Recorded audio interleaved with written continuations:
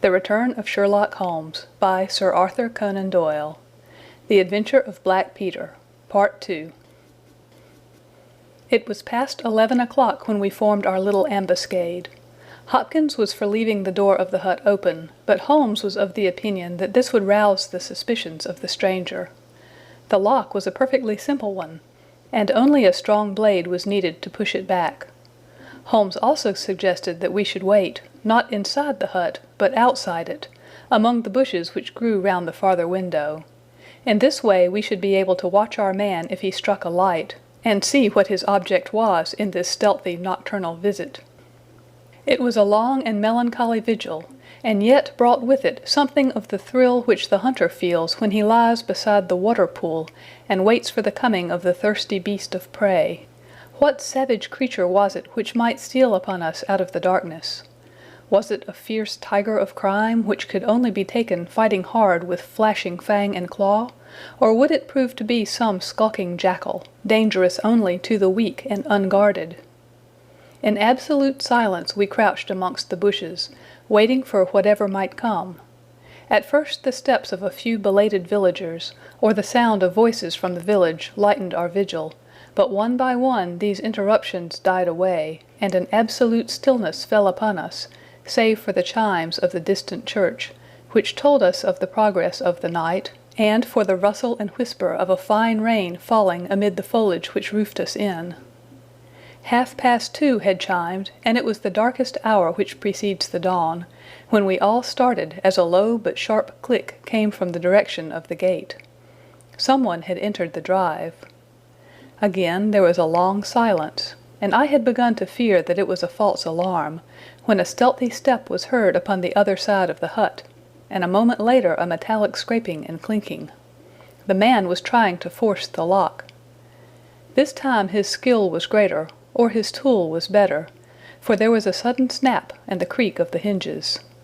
Then a match was struck, and the next instant the steady light from a candle filled the interior of the hut.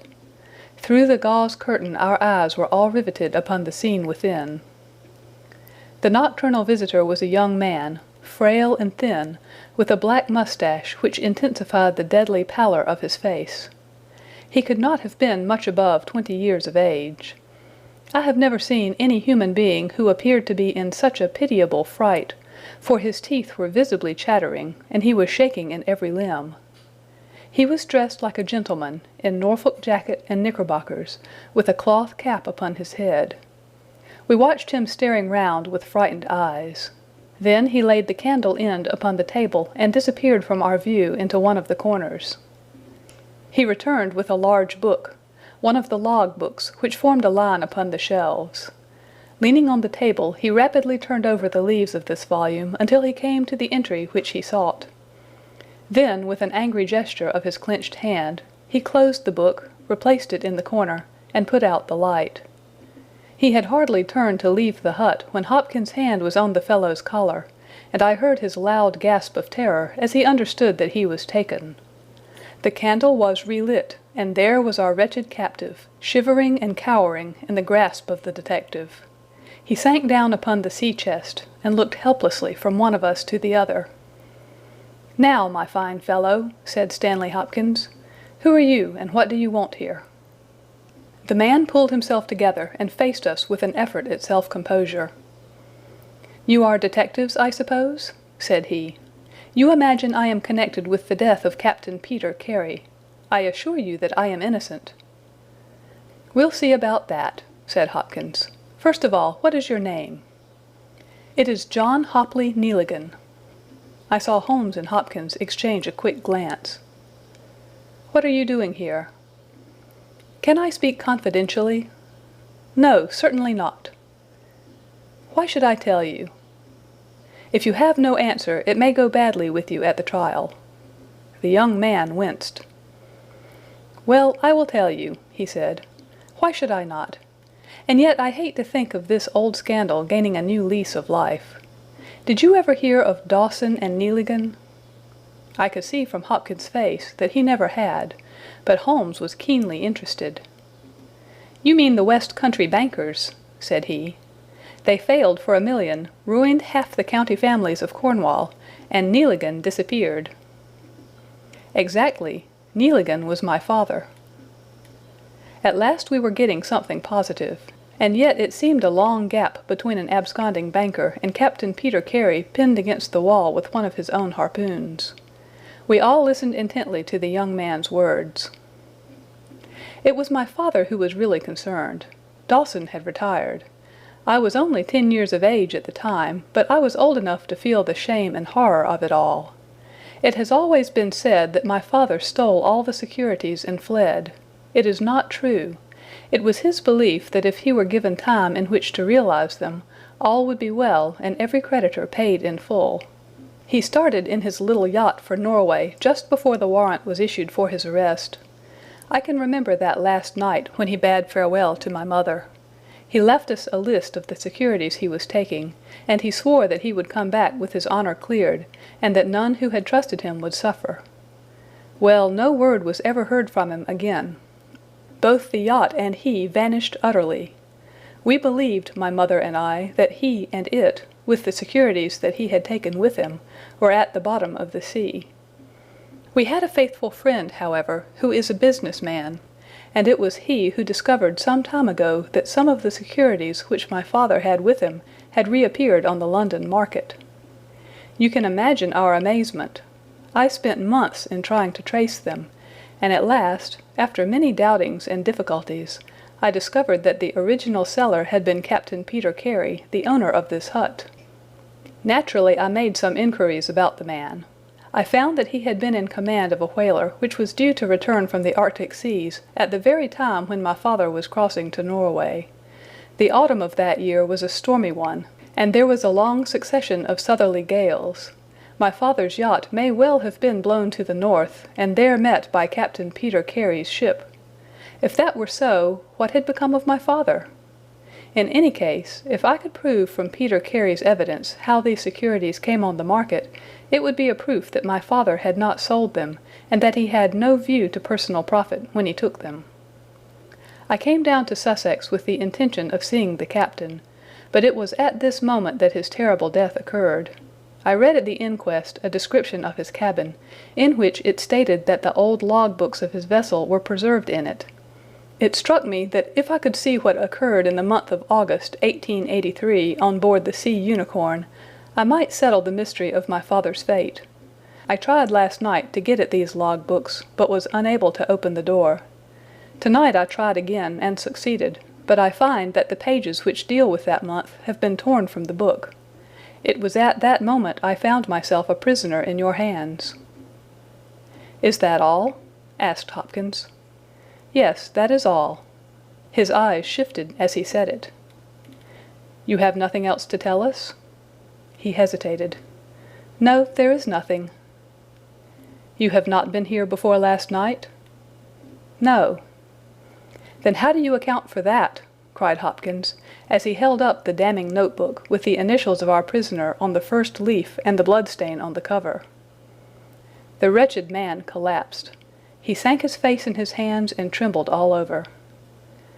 "Where did you get it?" he groaned. "I did not know. I thought I had lost it at the hotel." "That is enough," said Hopkins sternly. "Whatever else you have to say, you must say in court. You will walk down with me now to the police station." "Well, Mr. Holmes, I am very much obliged to you and to your friend for coming down to help me. As it turns out, your presence was unnecessary, and I would have brought the case to this successful issue without you, but none the less I am grateful. Rooms have been reserved for you at the Brambletye Hotel, so we can all walk down to the village together." "Well, Watson, what do you think of it?" asked Holmes as we travelled back next morning. "I can see that you are not satisfied." "Oh, yes, my dear Watson, I am perfectly satisfied. At the same time, Stanley Hopkins' methods do not commend themselves to me. I am disappointed in Stanley Hopkins. I had hoped for better things from him. One should always look for a possible alternative and provide against it. It is the first rule of criminal investigation." "What, then, is the alternative?" "The line of investigation which I have myself been pursuing. It may give us nothing, I cannot tell, but at least I shall follow it to the end." Several letters were waiting for Holmes at Baker Street. He snatched one of them up, opened it, and burst out into a triumphant chuckle of laughter. "Excellent, Watson! The alternative develops. Have you telegraph forms? Just write a couple of messages for me. Sumner, shipping agent, Ratcliffe Highway. Send 3 men on, to arrive 10 tomorrow morning. Basil. That's my name in those parts. The other is, Inspector Stanley Hopkins, 46 Lord Street, Brixton. Come breakfast tomorrow at 9:30. Important. Wire if unable to come. Sherlock Holmes."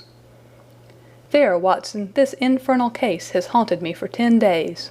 I hereby banish it completely from my presence. Tomorrow I trust that we shall hear the last of it forever." Sharp at the hour named, Inspector Stanley Hopkins appeared, and we sat down together to the excellent breakfast which Mrs. Hudson had prepared. The young detective was in high spirits at his success. "You really think that your solution must be correct?" asked Holmes. I could not imagine a more complete case. "It did not seem to me conclusive." "You astonish me, Mr. Holmes. What more could one ask for?" "Does your explanation cover every point?" "Undoubtedly. I find that young Neligan arrived at the Brambletye Hotel on the very day of the crime. He came on the pretense of playing golf. His room was on the ground floor, and he could get out when he liked. That very night he went down to Woodman's Lee, saw Peter Carey at the hut, quarreled with him, and killed him with the harpoon. Then, horrified by what he had done, he fled out of the hut, dropping the notebook which he had brought with him in order to question Peter Carey about these different securities. You may have observed that some of them were marked with ticks, and the others, the great majority, were not. Those which are ticked have been traced on the London market, but the others presumably were still in the possession of Carey, and young Neligan, according to his own account, was anxious to recover them in order to do the right thing by his father's creditors. After his flight he did not dare to approach the hut again for some time, but at last he forced himself to do so in order to obtain the information which he needed.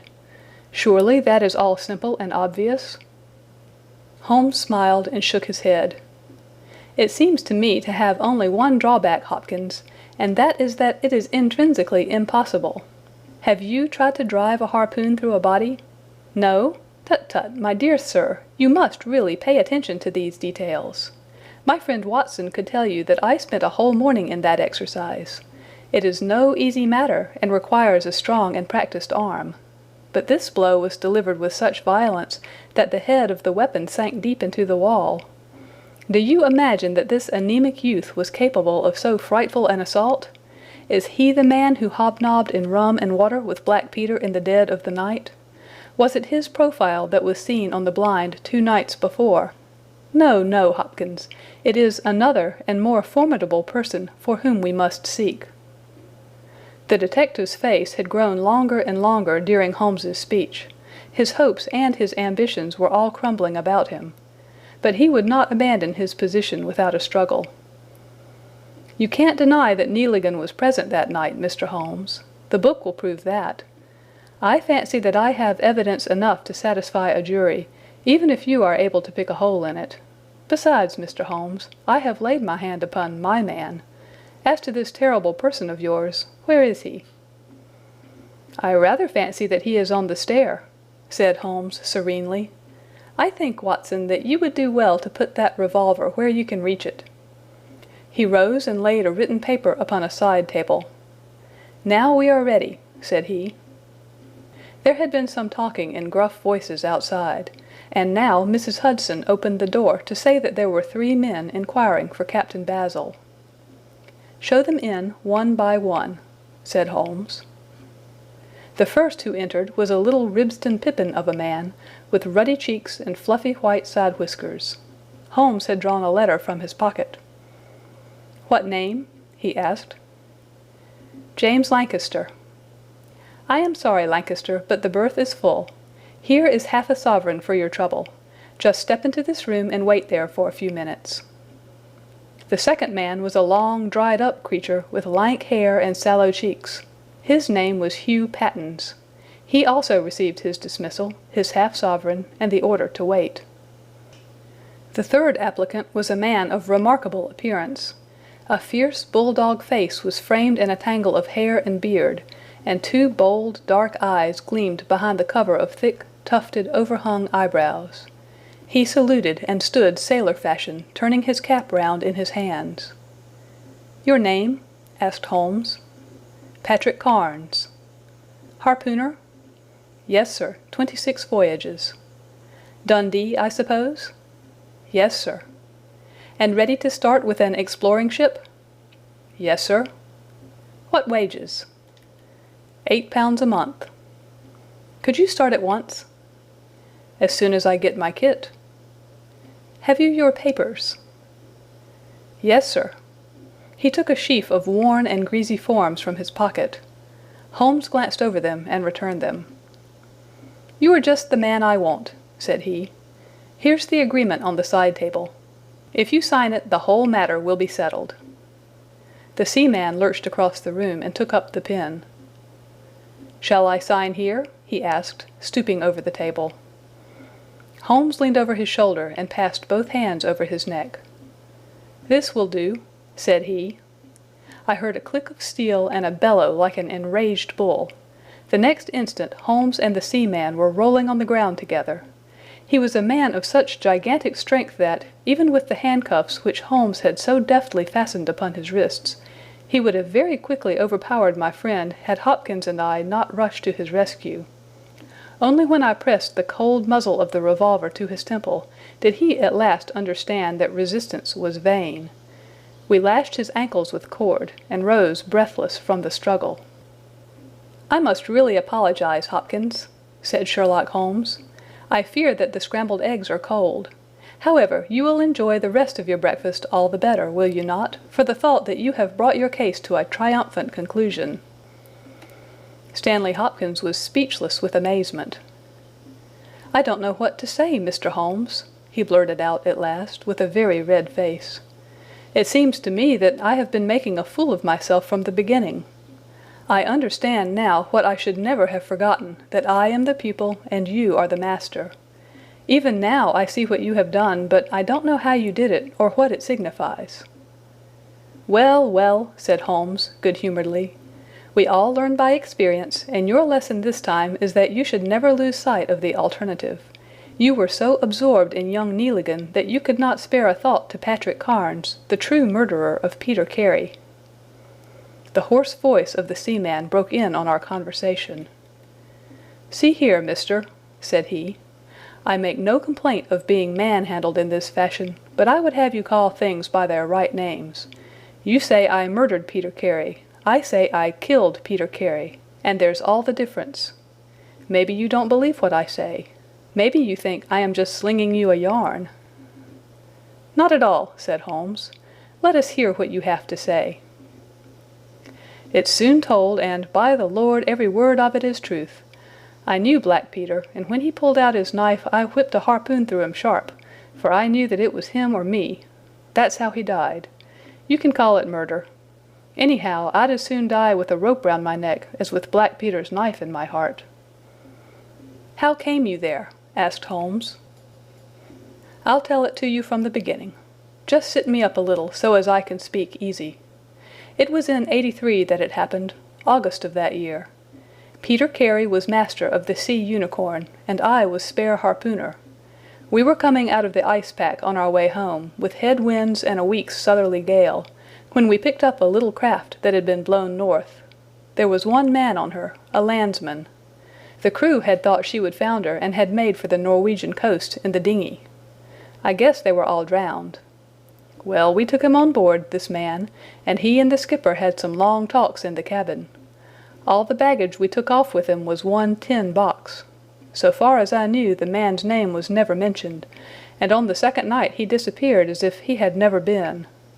It was given out that he had either thrown himself overboard or fallen overboard in the heavy weather that we were having.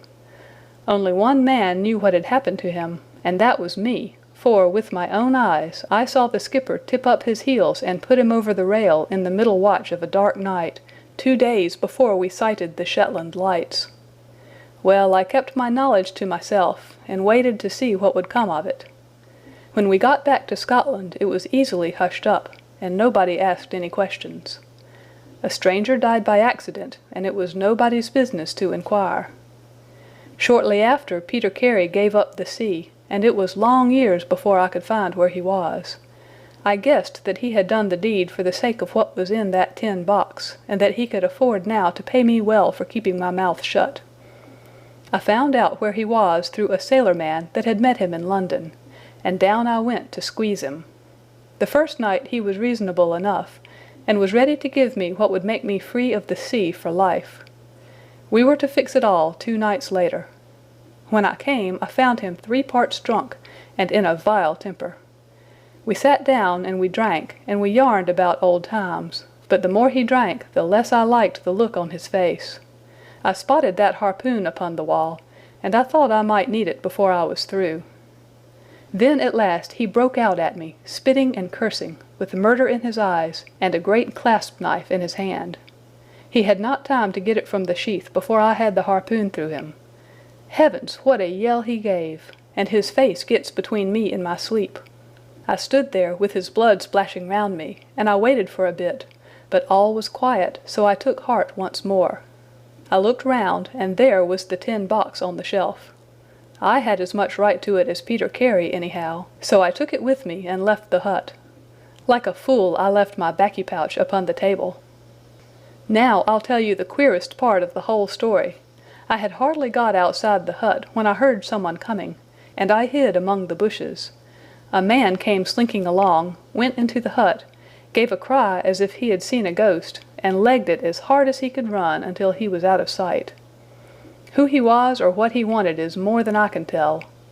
For my part, I walked 10 miles, got a train at Tunbridge Wells, and so reached London, and no one the wiser. Well, when I came to examine the box, I found there was no money in it, and nothing but papers that I would not dare to sell. I had lost my hold on Black Peter, and was stranded in London without a shilling. There was only my trade left. I saw these advertisements about harpooners and high wages, so I went to the shipping agents, and they sent me here. That's all I know, and I say again that if I killed Black Peter, the law should give me thanks, for I saved them the price of a hempen rope." "A very clear statement," said Holmes, rising and lighting his pipe. "I think, Hopkins, that you should lose no time in conveying your prisoner to a place of safety. This room is not well adapted for a cell, and Mr. Patrick Carnes occupies too large a proportion of our carpet." "Mr. Holmes," said Hopkins, "I do not know how to express my gratitude. Even now I do not understand how you attained this result." "Simply by having the good fortune to get the right clue from the beginning. It is very possible if I had known about this notebook it might have led away my thoughts as it did yours. But all I heard pointed in the one direction. The amazing strength, the skill in the use of the harpoon, the rum and water, the sealskin tobacco pouch with the coarse tobacco, all these pointed to a seaman, and one who had been a whaler. I was convinced that the initials P.C. upon the pouch were a coincidence, and not those of Peter Carey, since he seldom smoked, and no pipe was found in his cabin. You remember that I asked whether whiskey and brandy were in the cabin. You said they were. How many landsmen are there who would drink rum when they could get these other spirits? Yes, I was certain it was a seaman." "And how did you find him?" "My dear sir, the problem had become a very simple one. If it were a seaman, it could only be a seaman who had been with him on the Sea Unicorn. So far as I could learn, he had sailed in no other ship. I spent 3 days in wiring to Dundee, and at the end of that time I had ascertained the names of the crew of the Sea Unicorn in 1883. When I found Patrick Carnes among the harpooners, my research was nearing its end. I argued that the man was probably in London, and that he would desire to leave the country for a time. I therefore spent some days in the East End, devised an Arctic expedition, put forth tempting terms for harpooners who would serve under Captain Basil, and behold the result." "Wonderful!" cried Hopkins. "Wonderful!"